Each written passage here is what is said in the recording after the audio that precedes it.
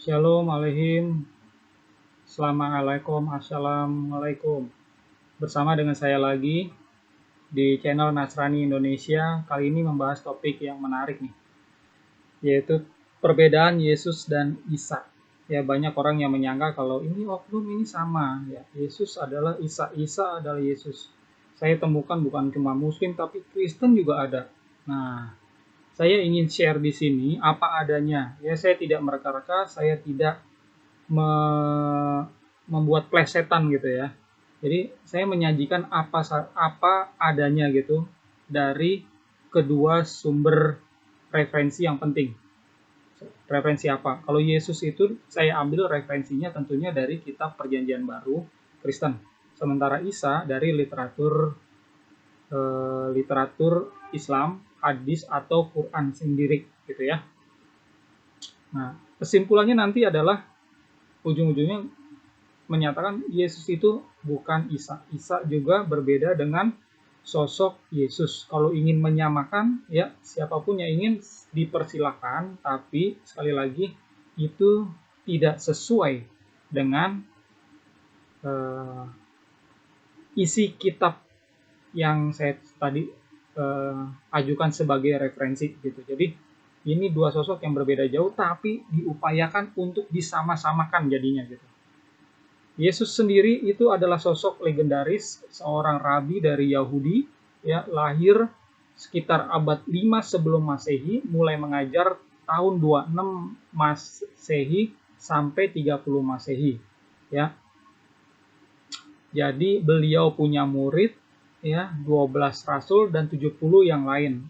Nah, inilah murid-murid yang mendirikan gereja-gereja rasuliah. Nah, dari sinilah pengajaran saya, terutama dari jemaat yang berada di Edesa yang didirikan oleh Rasul Tadeus gitu. Nah, sementara sosok Isa itu diperkenalkan oleh ajaran Islam yang lahir di abad ke-7 gitu ya. Quran sendiri, hadis-hadis sendiri tentunya mulai muncul ya, mulai ada itu di abad ke-7, abad 7, 8, 9 gitu ya. Baik, saya mulai. Perbedaan Yesus dan Isa gitu ya. Mulai dari kelahiran. Kalau kita lihat ya, kitab Perjanjian Baru tentang kelahiran sosok Yesus itu memuat banyak informasi di dalamnya ya. Mulai dari Yesus lahir di kota mana ya, ada di Bethlehem, karena ini ada sangkut pautnya sama nubuatan di Mika.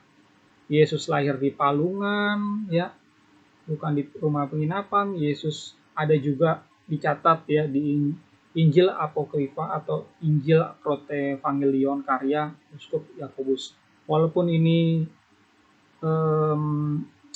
dikategorikan ke dalam apokrif ya, atau kitab yang disembunyikan dari jemaat, tapi banyak rohaniawan yang mengambil ya informasi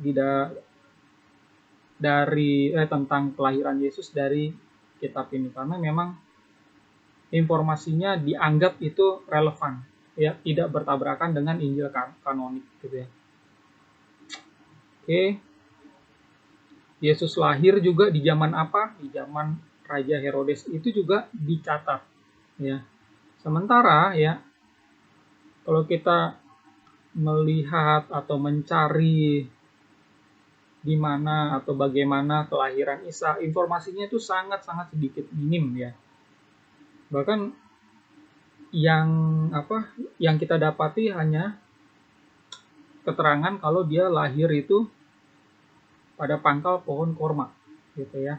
Di sini ditulis, maka rasa sakit akan melahirkan anak memaksa ia ya, dalam tanda kurung, bersandar pada pangkal pohon kurma. Ia berkata, aduhai, alangkah baiknya aku mati sebelum ini dan aku menjadi sesuatu yang tidak berarti lagi dilupakan ya. Ini catatan dari literatur Islam ya. Nah, di sini ada referensinya di bawah ya. Mohon maaf kalau saya tidak sebutkan ya, intinya saja. Nah, Saya juga heran kenapa kotanya tidak ada, terus situasinya bagaimana, ya ada di dalam pemerintahan siapa gitu. Itu tidak tercantum eh, dengan rapi ya, dengan detail di dalam literatur Quran, di dalam literatur Islam, Quran atau hadis. Tapi ya inilah yang ada gitu. Sementara di dalam literatur Kristen ya, saya belum baca semua apokrif ya. Kata teman saya ada apokrif ya, yang memuat pohon korma gitu ya. Tapi itu jarang sekali ada orang yang bacanya gitu.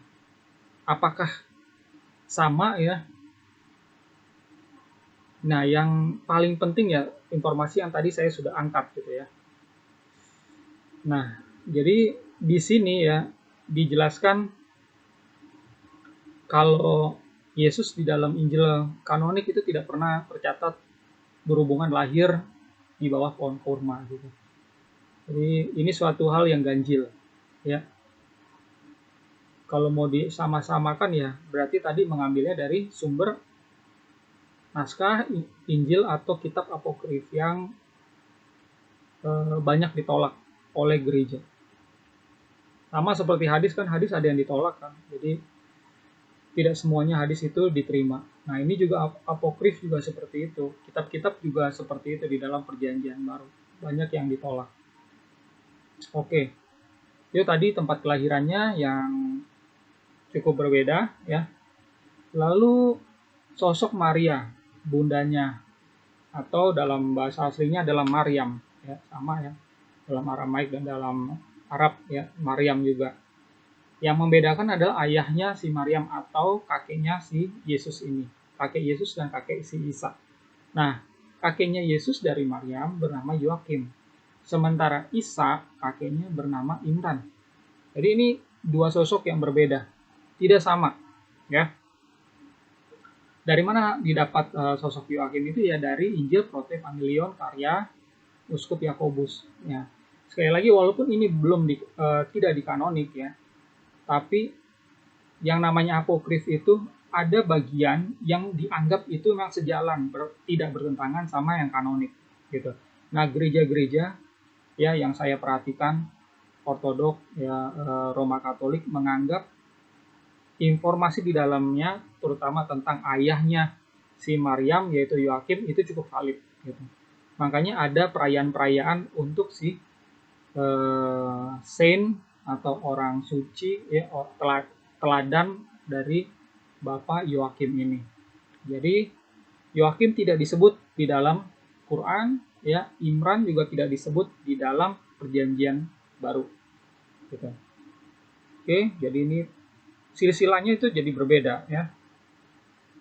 Lalu ajaran. Nah, ajaran ini yang paling penting sebenarnya ya, yang keluar dari hatinya, dari pikirannya itu yang membuat orang jati diri seseorang. Gitu.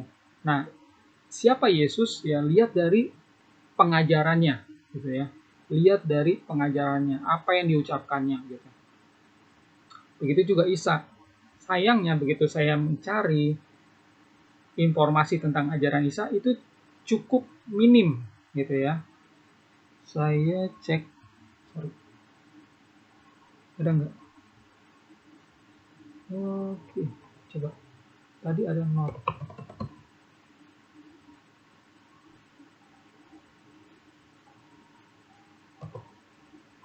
Sticky note. Saya sempat buat di sticky note itu.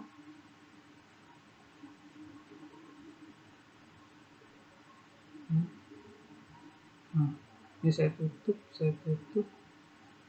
Nah, ini dia. Ini adalah sekelumit tentang ucapan Isa yang saya maknai sebagai pengajaran. Oke. Di sini di surat Maryam 19:29 sampai 32. Allah berfirman, maka Maria menunjukkan pada anaknya, mereka berkata, bagaimana kami akan berbicara dengan anak kecil yang masih di dalam ayunan? Berkata Isa. Berarti si Isa ini udah bisa ngomong sejak dalam ayunan. Sesungguhnya aku ini hamba Allah. Dia memberiku Alkitab, dan dia menjadikan aku nabi. Dia menjadikan aku seorang yang diberkati di mana saja aku berada, dan dia memerintahkan kepada aku mendirikan sholat ya atau doa harian, menunaikan zakat selama aku hidup, dan berbakti kepada ibuku, dan tidak menjadikan aku seorang yang sombong dan celaka. Nah, perhatikan kalau ini adalah perkataan Yesus yang masih kecil gitu ya. Nah, di dalam budaya Yahudi ya, ini berkenaan juga kenapa masa-masa Yesus remaja kok hilang di dalam Alkitab ya. Hanya sekelumit ya tentang Yesus pada masa remaja itu ada. Itu dikarenakan di dalam budaya Yahudi orang yang dianggap dewasa yang menjadi rabi itu usianya harus 30 dan orang itu harus laki-laki. Nah, begitu dia menjadi rabi, dia mengajar, disitulah perkataannya itu menjadi penting. Sebelumnya ya di dalam masyarakat Yahudi perkataan seseorang itu tidak dianggap penting gitu, karena dia bukan pengajar ya. Makanya ucapan tidak ada ya di dalam Injil kanonik Yesus kecil mengajar gitu ya,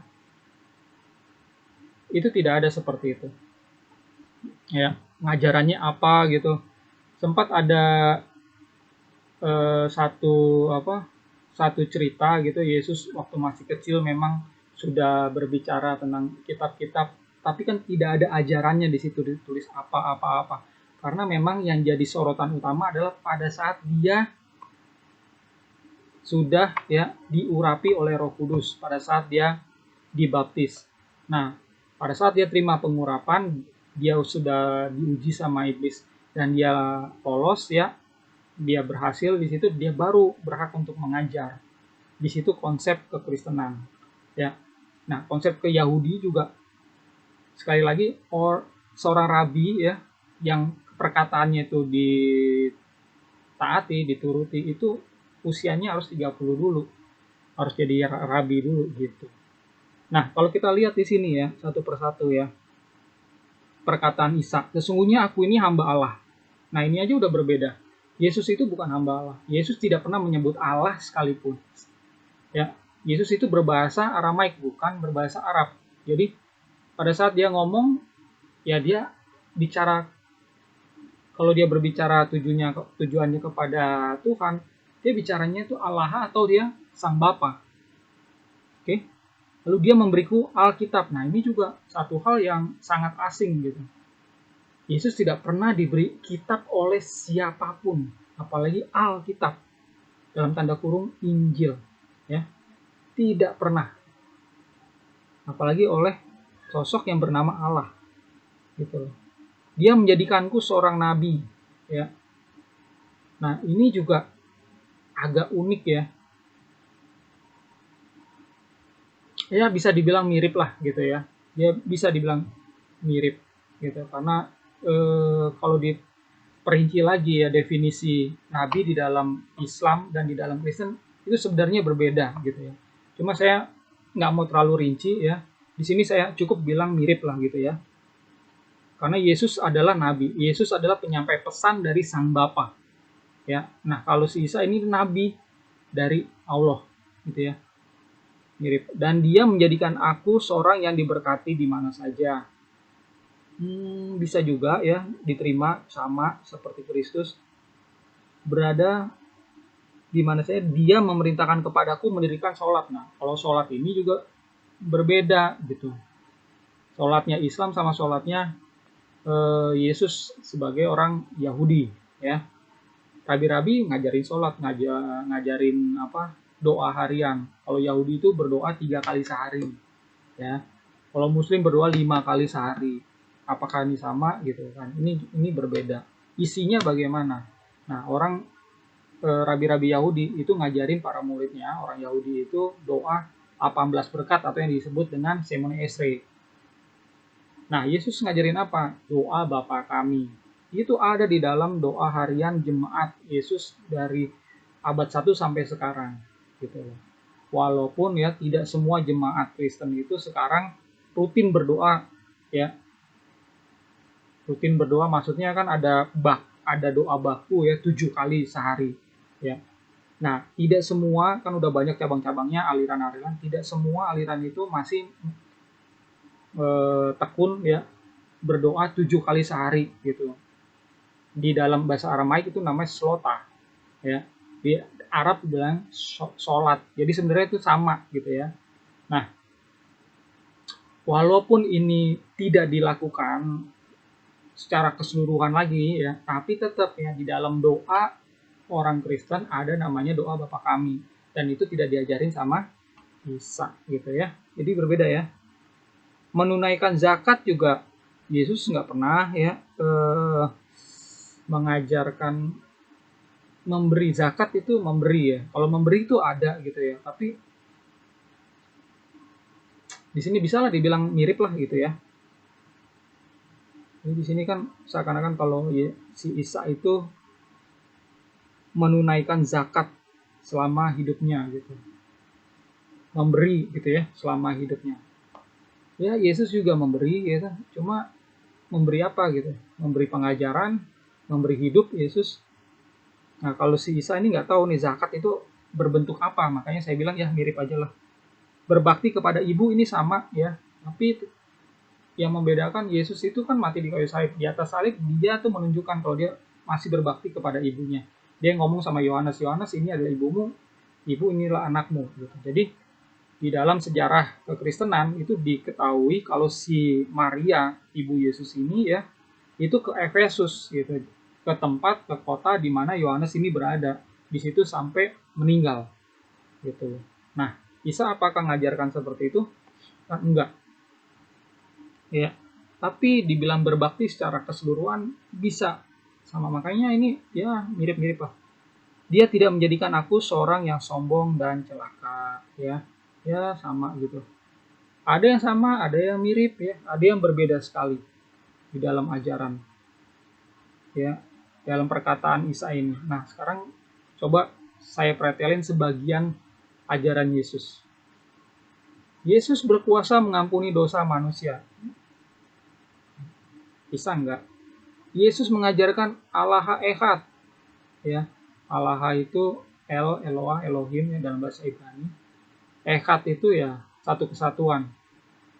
Bisa enggak? Yesus mengutus para nabi, orang-orang bijak, orang ahli-ahli Taurat di dalam perjanjian lama loh. Ya. Dia sebagai sang firman ya yang mengutus. Isa bukan sosok yang mengutus mereka. Yesus mengabarkan Injil kemudian ditulis dalam kitab-kitab. Dia tidak menerima Injil dari Allah. Dia tidak menerima Injil juga dari Allah. Ini sudah saya singgung tadi. Terus ini Yesus mengajar doa Bapa Kami udah. Yesus tidak pernah menubuatkan kedatangan Muhammad. Nah, ini pengajar sebagian dari pengajaran Yesus ya. Jadi kalau lihat perjanjian baru ya setelah Yesus selesai diuji sama iblis ya itu pengajaran semua sampai di kayu salib gitu. Penuh gitu. Nah, di situ akan terlihat bedanya sama Isa. Kematian Yesus dan Isa juga berbeda ya. Kalau Islam kan tidak mengajarkan kalau Yesus naik ke salib, ya kan? Siapa yang disalib? Orang lain gitu ya. Yesus itu diangkat, ya, diangkat ke surga, nggak tahu ya tujuan dan maksudnya apa gitu ya. Tapi yang saya soroti adalah kematian mereka. Yesus ini memang sebelum mati ya udah tahu ya dia akan mati, maka dia kasih tahu ke murid-muridnya, aku akan bangkit pada hari yang ketiga. Nah, dia sebutin itu. Makanya Yesus mati, Yesus bangkit, baru Yesus naik ke surga. Beda ya sama sosok Isa ini gitu ya. Ini saya coba kutip Yohanes 5 ayat 18, sebab itu orang-orang Yahudi lebih berusaha lagi untuk membunuhnya, bukan saja karena dia meniadakan hari Sabat, tapi juga karena dia menyatakan Allah adalah Bapanya, sehingga sama saja dengan menyatakan dirinya adalah Allah. Jadi Yesus itu dihukum mati gara-gara dia menyamakan diri dengan Tuhan, menyamakan diri dengan Allah. Dia kan ngajarin kalau dia adalah bar Allah. Bar Allah itu adalah anak Allah atau jelmaan Allah. Nah, di dalam konsep budaya Yahudi tidak ada rabi yang berani mengajarkan ini, ya, nggak ada. Orang Yahudi cuma bilang Bnei Elohim, Bnei Allah, anak-anak Allah yang mengacu kepada bangsa Israel secara keseluruhan atau kepada para malaikat. Ya, nggak ada namanya Bar Allah, anak Allah. Nah, begitu Yesus ngomong dan dia itu sebagai inti pengajarannya, karena itulah dia dihukum mati. Apakah Isa mengajarkan ini? Tidak, ya. Beda jadinya kematiannya, jadi akhir hidupnya jadi berbeda gitu antara Isa dan Yesus. Oke, kedatangan kembali Yesus dan Isa sama-sama akan kembali, ya, dinubuatkan akan kembali. Masih banyak, ya. Saya pikir Islam menantikan Isa juga, ya, dan Kristen juga menantikan Yesus juga datang kedua kali, tapi ya ternyata kedatangannya itu berbeda nanti gitu. Ya. Di sini ya isi Isa itu datang, ya.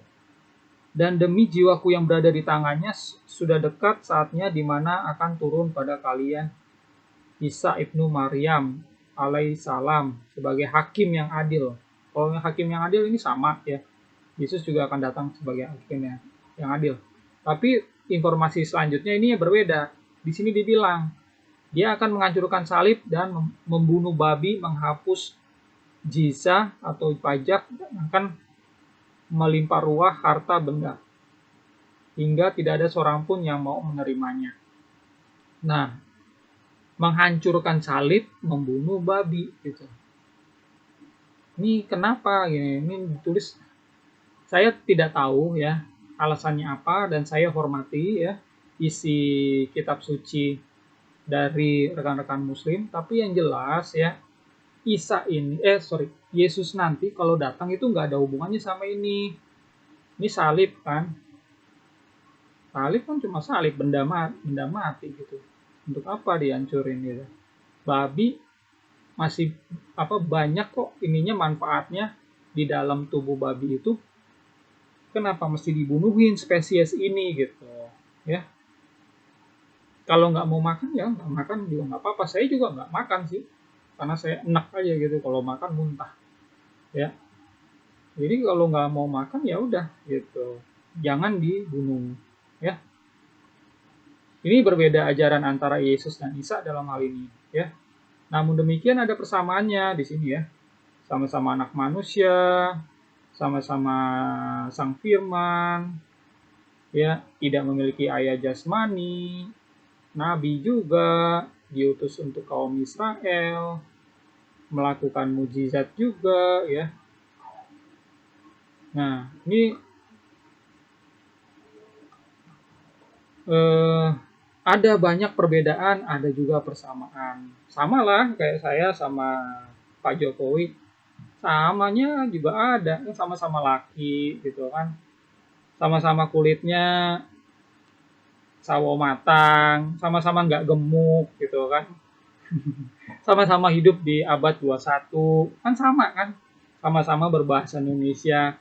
Ada banyak persamaannya gitu antara saya sama Pak Jokowi, tapi kalau diperinci, kalau dilihat, ya, tempat lahir saya sama beliau berbeda gitu, ajaran saya sama beliau berbeda gitu, nanti meninggalnya juga berbeda gitu, ya. Nah, itu yang membuat akhirnya sosok saya, Aldo, dan Pak Jokowi berbeda. Kalau ada yang menyamakannya, ya silakan saja gitu kan. Mungkin akan ada yang mau kasih saya berkat gitu, ya. Wah, ini mirip Pak Jokowi gitu. Ya, itu aja dari saya sebagai kesimpulan. Sekali lagi, ya, kalaupun ada persamaan, ya, di antara Yesus dan Isa, itu hal yang wajar.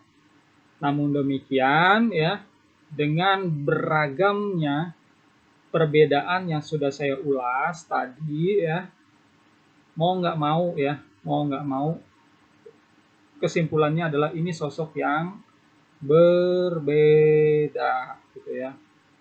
Gimana kalau ada orang yang masih ngotot menyamakan? Nggak apa-apa gitu ya, nggak apa-apa gitu.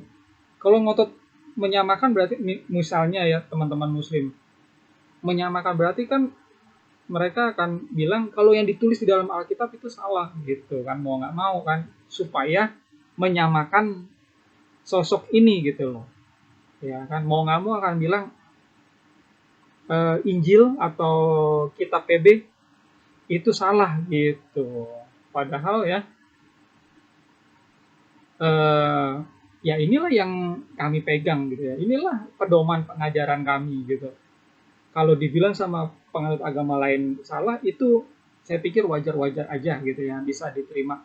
Tapi sekali lagi, Yesus itu ya seperti ini ya. Di abad 1 kami sudah kenal, abad 2 kami sudah ada, abad 3 kami sudah ada. Gereja itu ada terus dari abad 1, 2, 3, 4. Nah, begitu abad ke-7 kami juga ada di Arab gitu ya. Nah, muncullah Isa gitu.